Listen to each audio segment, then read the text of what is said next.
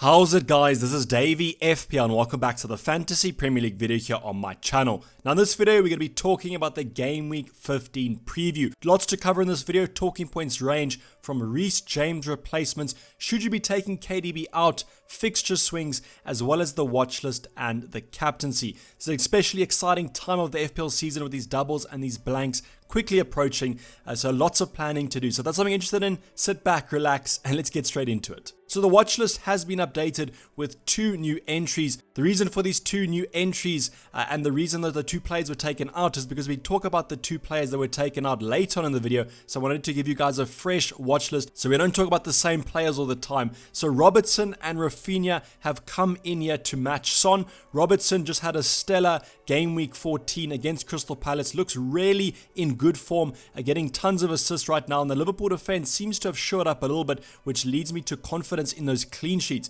Liverpool clean sheet is usually a certainty, but this season hasn't really been it, and definitely if Robertson's going to rack up those defensive returns, the attacking returns are definitely going to match. So he's firmly on my radar, especially when we do talk about those 1-week punts that you guys might want to take a look at. Comes in at 7.2 million, so one of the most expensive, if not the most expensive defender, but if he is getting those clean sheets and those attacking returns, he definitely will be worth it. Then we have Rafinha, who has actually had the 3rd highest amount of shots over the past 2 game weeks. Now Leeds are always going to be an attacking side, so as long as he's in the lineup, he's definitely going to be getting more chances. The shots haven't always been on target though, so that's something to just take into consideration. He might be a Mo Salah there, where he gets 12 shots but only gets 2 on target, but those 2 on target might go in and then you're going to be happy because of that 5.4 bracket. So it's one that's on my radar right now. Since I own Bamford, I don't know how keen I am on doubling up with that Leeds attack, but at 5.4 million provides a nice alternative in that midfield. If I want to maybe upgrade my 5th midfielder, or if I want Harry Kane, maybe I downgrade one of my premiums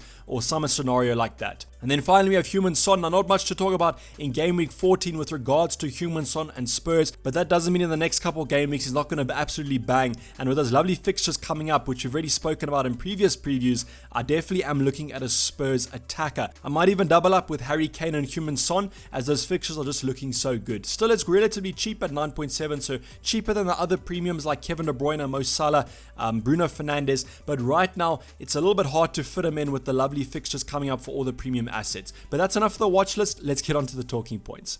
So the first talking point is quite a personal one for me, and it might actually be a personal one for you guys. If you've kept the same trip strategy that I've used, maybe even done the same transfers, this week we're looking at 1-week punts, because in Game Week 16 we're using our first wildcard. So if you guys haven't used your wildcard, please use it in Game Week 16, otherwise it expires.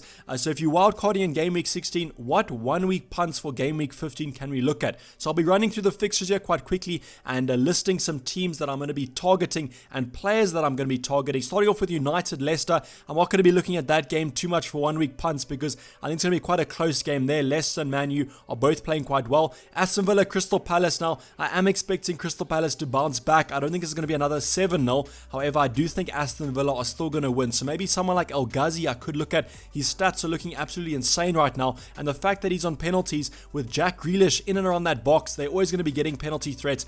So he does look like a great shout there. So I might take a punt on him. Fulham versus Southampton. I think Southampton going to be looking at a potential option there, maybe a James Ward-Prowse, as he's been on the end of some assists recently. I know in Game Week 14 didn't have the best game, but considering it wasn't against Man City, I still think that Southampton showed some good form there, and I'm expecting them to win against Fulham. So I could look at Southampton. You maybe could look at Che Adams with Danny Ings out injured again. I don't know exactly how long that injury is going to be for, but Che Adams has actually been playing quite well recently, so I could look at him maybe as an attacking option, but I think I'm focusing more on the midfielders and the defenders. So I could maybe look at doubling up with Walker-Peters and maybe Vestergaard in our Southampton defense, but currently I think there's more attacking defenders that I am looking at. So maybe Ward-Prowse is the perfect kind of option to go for my own personal side in that midfield bracket. We then have Arsenal versus Chelsea. Now I don't want to call it a top 6 clash because Arsenal are playing absolutely dreadful right now, but Chelsea haven't really been the side that goes out and smashes teams, so I don't know from an attacking point of view. I could maybe double up on that Chelsea defense if I am going for a punt, but Arsenal could maybe surprise us here, so I don't think that game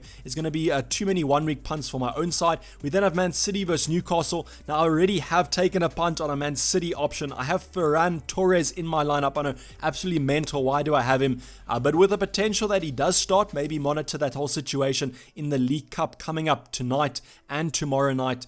Maybe if he does start on that, or if he doesn't, we could get some word. But I can't really predict Pep Roulette, so I am steering away from those 1-week punts on the Man City attack because I just don't know what the lineup's going to be. Sheffield United versus Everton. Everton, we could maybe take a punt on a Richarlison if we think that that's a good shout, or maybe even another defender from them, because Sheffield United have been absolutely dire in attack. So maybe an Everton defender could come in. That could be a good shout to go for. Then we have Leeds and Burnley. And I wanted to talk about Leeds because statistically they have one of the worst defenses in the Premier League at the moment. I mean, we saw that with Manchester United scoring 6 past them, but it's just a little bit unfortunate that they are playing Burnley this week because I don't really favour that Burnley attack. So I'm not going to be going for too many of their options, but if it was another side, I definitely would consider it just because Leeds concede so many goals. Now, the Leeds attackers, we've spoken about Rafinha as well. I don't think I'm too keen on a 1-week punt because it is Burnley, and Burnley are quite a good defensive side, especially recently. They've managed to pick up that defensive resurgency and they're looking quite good. So I don't think I'll be looking at too many Leeds assets. West Ham, Brighton, this game's a little bit hard to predict. I am actually recording this before the Monday night fixtures, so just keep that in mind. If West Ham go out and do a good job against Chelsea tonight, I think it'll be quite tempting to go for a West Ham option against Brighton. I think there's a lot of 1-week punts you can go for. You go for Souček, you can go for one of their more attacking players. If Antonio's fit, I mean, you could go for him even. Now we go on to that Liverpool versus West Brom game. Now I am expecting Liverpool to do a comfortable win here, and we know what happened last time I said that they went and drew against Fulham. So hopefully this isn't a repeat, but I am considering a Liverpool 1-week punt. We have Naby Keita that's come back into the lineup. We actually have Curtis Jones, who's been quite a prominent asset in that Liverpool lineup, so maybe he comes back into the lineup. We can take a punt on him. We maybe could take another punt on a Firmino. I know he hasn't been performing that well, but recently, and Firmino loves a streak. That's kind of in the past FPL seasons. He goes on goal scoring streaks, so maybe this is one of the streaks you could look at. I don't think I can particularly afford a 1-week punt on someone like Sadio Mane, but maybe a Robertson or a Trent could come in from a defensive point of view, as they still have a lot of attacking threats. So Liverpool definitely on my radar for those 1-week punts. It's just going to be quite hard to predict whatever midfield they do, but the nice thing is the Liverpool lineup usually gets leaked before the deadline, so maybe we get some good lineup news and we can easily get a 1-week punt from Liverpool. And then finally we have Wolves versus Spurs, who I won't be touching. I don't think that's too tough of a game to kind of call, and the 1-week punt's a little bit dry on both sides of the scale on that one. So going on to the fixture swing, I had a lot of questions about Aston Villa and Newcastle, and should you jump off assets from these particular clubs. I'll start off with Aston Villa because their fixture's a lot easier in Game Week 15, so I don't think there's any reason why you guys should be shipping your Aston Villa players out before Game Week 15. I think that's a good fixture to go by, Crystal Palace at home,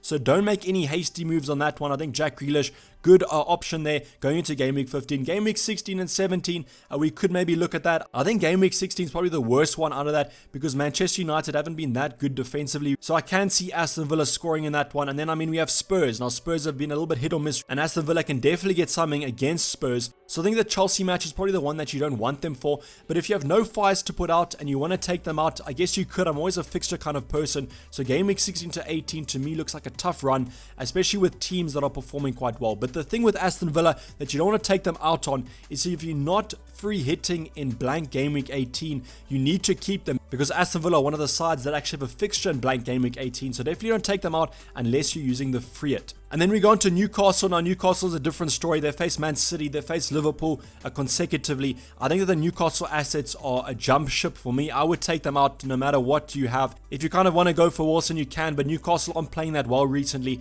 so I wouldn't be going for them. So definitely the Newcastle assets I'd be looking to lose. So now going on to Reece James replacements. If you don't know the news, Reece James had a little bit of a knee injury. He went for a scan. It came back quite positive, but it does look like he's going to be missing out tonight's game against West Ham, and then it's expected the Arsenal game as well. So right off the bat, if I owned Reece James, I probably would hold him unless I had no fires to put out. If you have no fires to put out and you're not really a patient FPL manager and you don't have a bench that can suit him, then I would transfer him out. But if you have someone on your bench that can come off easily, even if it's not the best fixture in the world, at least he's going to get 2 points, then I would simply just do that because it is only 2 game weeks that he's going to be missing, and you've already missed one of them. I mean, game week 14, as you're watching this video, game week 14 has concluded, so that game's already gone out the window. So basically, he's only going to be missing 1 game week from now till then, and that's just the Arsenal game, which, I mean, could go either way. Maybe Arsenal score in that one and you don't feel that bad, but I would keep Reece James. But if you want to take him out, I've highlighted 3 options here. Now, the best scenario to do is if you have cash in the bank, get Trent Alexander-Arnold or get Robertson. I think that's my best transfer, but what I've done here is I've gone for players that are cheaper than Reece James because I think that that's kind of the general consensus with most FPL managers. I've gone here for Soufal, Dallas, and Dyer. So we spoke about those lovely Spurs fixtures. Dyer looks like a good shout. You're kind of banking on a clean sheet there because you can see 0 goals, 0 assists, but he's played a lot of minutes, so he definitely looks like the starting centre back in that Spurs lineup.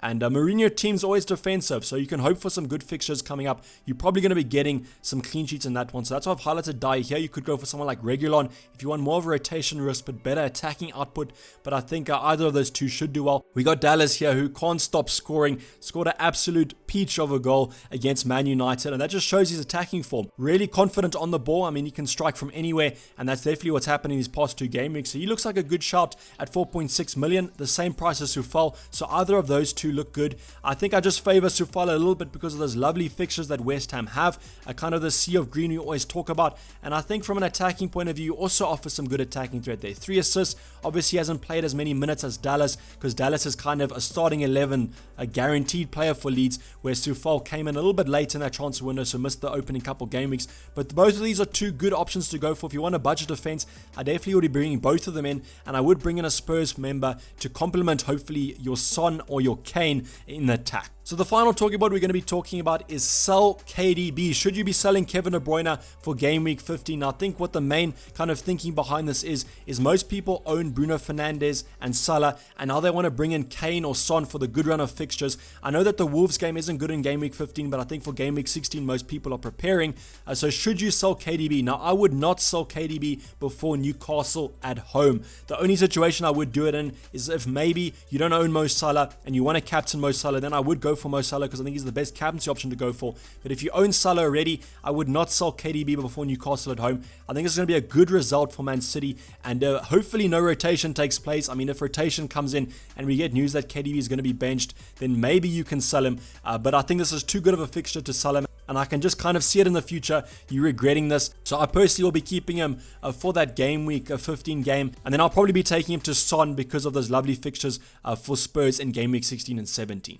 So finally, the captaincy debate. I think it's pretty simple this week. I know Kevin De Bruyne does face Newcastle, and there should be a comfortable win for Man City. But Liverpool are just simply playing better than Man City right now, and they are playing arguably a worse side. Now, West Brom under Sam Allardyce could have a resurgence offensively, but we definitely didn't see that against Aston Villa. I know they did have that red card, so it might be a little bit hard to judge them on a defensive standard with only 10 men. But I do think that Salah, having come off the bench, looks hungry. Definitely going to be starting against West Brom. Because, I mean, if he had his rest against Crystal Palace, I think he's going to start most of the festive game periods. So he definitely is my best captaincy option to go for, and who I personally can see it. It's kind of a no-brainer for me, a little bit like last game week with Bruno Fernandes, and that's why I feel really comfortable going with this. You could also go for Bruno if you are one of those people that think of his away form. I know that he did blank in that last away fixture, but if you are one of those away form merchants that have been saying that he's getting basically double points in all of his away games, you could also go for him. I mean, Leicester are also a little bit hit or miss, but I simply just can't see myself captaining anyone but Mo Salah this week. So this is basically a wrap the video, guys. Hopefully you did enjoy it. Please don't forget to like it if you did,